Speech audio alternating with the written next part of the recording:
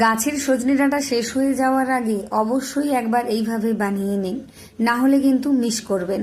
একবার বানিয়ে নিলে প্রতিবার বানাতে ইচ্ছে করবে এইভাবে। তাহলে চলুন শুরু করি আজকের রেসিপি।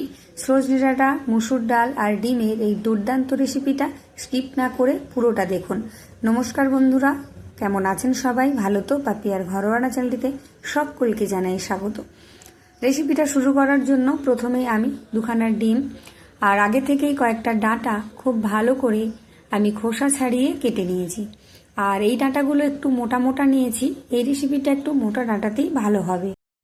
এগুলো আমাদের গাছের একদমই টাটকা ডাঁটা, একটু মোটা হয়েছে বলে এই রকম করে বানিয়ে নিচ্ছি। এটা খেতে কিন্তু ভীষণ সুস্বাদু হবে, একবার অবশ্যই বানিয়ে নেবেন। এর সাথে নিয়েছি আমি কিছুটা মুসুর ডাল। মুসুর ডালের পরিমাণটা আর ডাঁটার পরিমাণটা আপনারা কম বেশি করে নিতে পারেন। ডালটাকে এবার আমি ভালো করে ধুয়ে নেব, তার জন্য বেশ কিছুটা জল দিয়ে ভালো করে চটকে চটকে 2-3 বার জল পাল্টে জল একদম ফেলে শুকনো ঝরঝরে করে নেব। এদিকে একটা কড়াই বসিয়েছি, কড়াইয়ের মধ্যে জল ছেঁকে রাখা ডালটা আমি নিয়ে নিচ্ছি। যারা ভিডিও দেখা শুরু করেছেন অবশ্যই একটা লাইক করে দিন, আর লাইক করা হয়ে গেলেই পাশে হাইপ অপশান দেখলে হাইপ করে দিন। এবার নিয়ে নিলাম আমি সজনে ডাঁটাগুলো ধুয়ে নিয়েছি।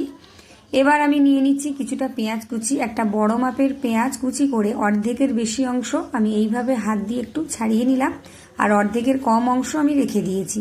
এবার নিয়ে নিয়েছি আমি 1 টেবিল চামচ আদা বাটা, 1 টেবিল চামচ রসুন বাটা, দিয়ে দিলাম 1/2 চামচ নুন, 1/2 চামচ হলুদের গুঁড়ো, 1/2 চামচ দিয়ে দিচ্ছি এখানে লঙ্কার গুঁড়ো, আর দিয়ে দিচ্ছি আমি সামান্য কিছুটা কাশ্মীরি লঙ্কার গুঁড়ো, এর রঙটা সুন্দর করার জন্য। আর ঝালটা কিন্তু আপনারা আপনাদের মাপ বুঝে দেবেন। সামান্য চিনি দিয়ে দিলাম স্বাদের ব্যালেন্সের জন্য। এবার দিয়ে দিচ্ছি আমি 1 টেবিল চামচ মতো সর্ষের তেল। এই রান্নাতে কিন্তু খুব বেশি তেলের প্রয়োজন নেই, খুব কম তেল মশলায় কিন্তু রান্নাটা হয়ে যাবে। এবার হাতের সাহায্যে সব কিছুকে একটু ভালো করে মেখে নিতে হবে। এই রান্নাটা ভীষণ ভালো লাগে, আরও বেশি ভালো লাগবে যখন গাছের ডাঁটা একটু মোটা হয়ে যাবে, অথবা বাজার থেকে কিনে আনা ডাঁটা ঘরে কয়েকদিন রয়ে যাবে। তারপর যদি এই রেসিপিটা বানিয়ে নেন, একদম অসাধারণ, মুখে লেগে থাকবে। শুধু ভাত না, রুটির সাথেও ভীষণ ভালো লাগবে। ভালো করে কিন্তু এখানে মেখে নিয়েছি, তবে কয়েকটা উপকরণ দেওয়া এখনো বাকি আছে। এবার আমি দিয়ে দিলাম 1/2 চামচ জিরের গুঁড়ো, 1/2 চামচ ধনের গুঁড়ো, আর দিয়ে দিচ্ছি আমি 1/2 চামচেরও একটু কম গরম মশলার গুঁড়ো। এটা বাড়িতেই বানানো, আমি বাড়িতে বানিয়ে রেখে দিই, এর গন্ধ আর স্বাদ দুটোই ভীষণ ভালো হয়। এবার দিয়ে দিলাম আমি 2 থেকে 2.5 গ্লাস পর্যন্ত জল। পুরো রেসিপিটা বানানোর জন্য প্রথমেই একটু বেশি করে জল দিয়ে দেবেন।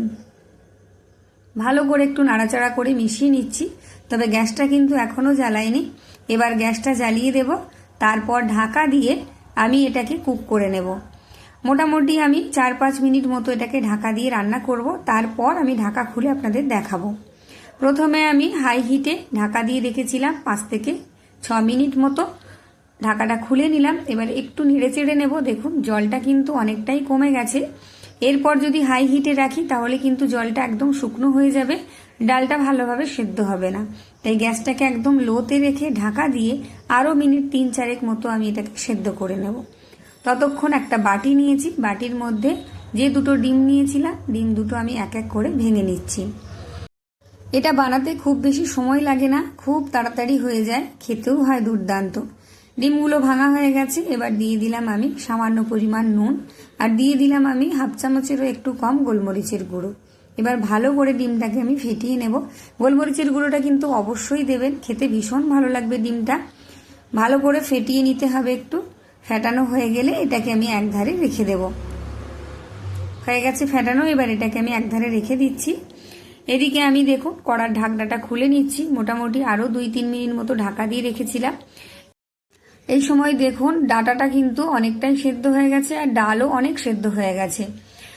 ডাল কিন্তু আমি আরও কিছুক্ষণ সেদ্ধ করে নেব। তার আগে এর মধ্যে আমি দিয়ে দেব 3-4 খানা মতো কাঁচা লঙ্কা দিয়ে আমি গোটা দিলাম, চিড়ে দিলাম না, আপনারা চাইলে চিড়ে দিতে পারেন। এবার ঢাকা দিয়ে অন্য গ্যাসেটাকে বসিয়ে আরেকটা গ্যাসে আমি আরেকটা কড়াই বসিয়ে দিয়েছি।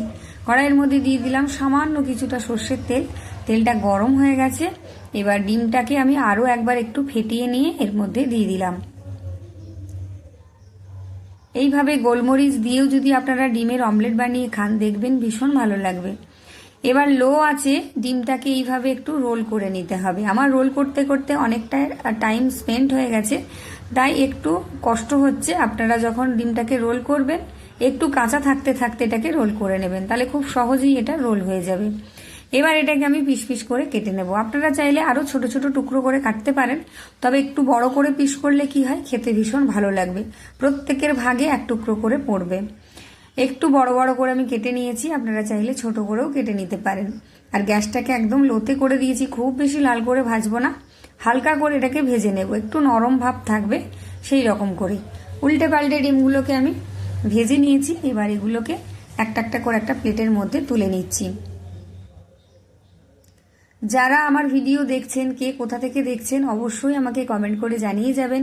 আপনাদের প্রত্যেককে আমি ধন্যবাদ জানাতে পারবো। প্রত্যেকের একটা লাইক, একটা কমেন্ট আমাদের ভিডিও তৈরি করার আগ্রহকে অনেকটাই পরিমাণে বাড়িয়ে দেয়। ডিমগুলো ভেজে আমি একটা প্লেটে তুলে নিয়েছি।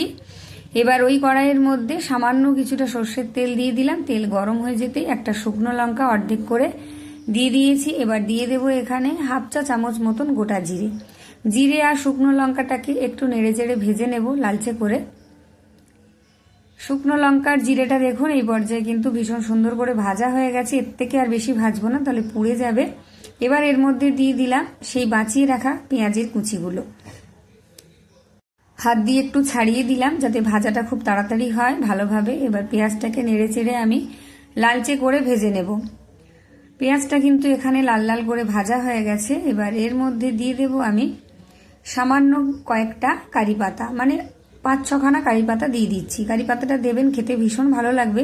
যেহেতু আমি কাঁচা রসুন ব্যবহার করেছি, তাই কাঁচা রসুনের উগ্র গন্ধটাকে কিন্তু কারি পাতা ঢাকা দিয়ে দেবে। আর দিয়ে দিলাম সামান্য পরিমাণ হিং কারি পাতা ফোড়ন দিয়ে এই রান্নাটা কিন্তু অসাধারণ হয়ে যাবে। শুধু স্বাদ না, এর গন্ধটাকেও দ্বিগুণ পরিমাণে বাড়িয়ে তুলবে।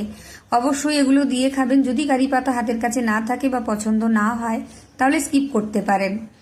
সমস্ত কিছুই কিন্তু ভালো করে ভাজা হয়ে গেছে। এবার আমি অন্যদিকের গ্যাসে যে ডালটা সেদ্ধ করতে বসিয়েছিলাম সেটাকে এর মধ্যে আমি দিয়ে দিলাম। ডাল ডাটা খুব ভালোভাবে সেদ্ধ হয়ে গেছে, একদম নরম হয়ে গেছে। ভালো করে একটু আমি নাড়াচাড়া করে নিলাম। এই তড়কা বা ফোড়নটা কিন্তু অবশ্যই দেবেন, ভীষণ ভালো লাগবে খেতে। ভালো করে একটু নাড়াচাড়া করে নিচ্ছি সমস্ত কিছুকে। আর দেখুন ডাল কিন্তু খুব সুন্দরভাবে গলে গেছে, একটুও গোটা নেই। আপনারা কিন্তু ডাল ঘুটনি বা ডাল কাটা দিয়ে এটা ঘাঁটতে যাবেন না, এটা একটু এরকমই থাকবে, খেতে ভালো লাগবে। এবার ভেজে রাখা ডিমগুলো আমি দিয়ে দিচ্ছি। গ্যাসটাকে মিডিয়ামে রেখেছি। ভালো করে একটু মিশিয়ে নেব যাতে ডিমের মধ্যে ঝোল ঝাল সবকিছু খুব সুন্দরভাবে ঢুকে যায়। এবার ঢাকা দিয়ে 1 থেকে 1.5 মিনিট মতন আমি এটাকে রান্না করে নেব। 1 থেকে 1.5 মিনিট পর আমি ফিরে এলাম, ঢাকাটা খুলে নিচ্ছি। দেখুন কালারটা কতটা সুন্দর হয়েছে। ভালো করে আরেকটু আমি নেড়ে চেড়ে নিচ্ছি। আর ডিমগুলোর মধ্যেও কিন্তু ঝাল মশলা ঢুকে গেছে, নরম হয়ে গেছে। আর দেখতেও যেমন সুন্দর লাগছে, ভীষণ সুন্দর একটা গন্ধ বেরিয়েছে। যখন আমি মুসুর ডাল আর ডাঁটাগুলো কাঁচা মাখছিলাম তখনও কিন্তু ভীষণ সুন্দর একটা গন্ধ ছড়িয়েছিল। এবার আমি নামিয়ে পরিবেশনের জন্য রেডি করে নিয়েছি। দেখুন কতটা সুন্দর লাগছে। শুধু গরম গরম ভাত না, গরম গরম রুটির সাথেও কিন্তু ভীষণ ভালো লাগবে। বাচ্চারাও ভীষণ মজা করে খাবে। ডাঁটা কিন্তু সেদ্ধ হয়ে একদম নরম হয়ে যাবে, সেক্ষেত্রে বাচ্চা বুড়ো প্রত্যেকের ভালো লাগবে খেতে। আর ডাঁটা চিবিয়ে খেতে কষ্ট হবে না। তাহলে দেখা হচ্ছে আবার একটা নতুন ভিডিও নিয়ে। চ্যানেলটা লাইক, কমেন্ট, শেয়ার আর সাবস্ক্রাইব করে দেবেন। ফেসবুক থেকে দেখলে পেজটি ফলো দিয়ে রাখবেন। একটা লাইক কমেন্ট করে যাবেন। আজকের মতো টাটা, সকলকে অসংখ্য ধন্যবাদ। সবাই ভালো থাকবেন, সুস্থ থাকবেন।